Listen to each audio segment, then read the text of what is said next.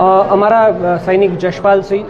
જે રજા પર આવ્યા હતા, જે સર્વિંગ સોલ્જર છે, એ રજા પર આવ્યા અને એક દિવસે એમને હિંમતનગરની અંદર ટ્રાફિક પોલીસ દ્વારા પકડીને જે રીતે મારવામાં આવ્યો અને ત્યારબાદ હોસ્પિટલની અંદર એને એડમિટ કરવામાં આવ્યો અને એડમિટ કર્યા પછી જે એમએલસી કેસ થાય છે એની અંદર ડૉક્ટર એને નોન ઇન્જરી ડિક્લેર કરે છે અને નોન ઇન્જરી ડિક્લેર કર્યા પછી એ સૈનિકને જ્યારે લઈ જવામાં આવે છે મિલિટરી હોસ્પિટલની અંદર, તો મિલિટરી હોસ્પિટલની અંદર એને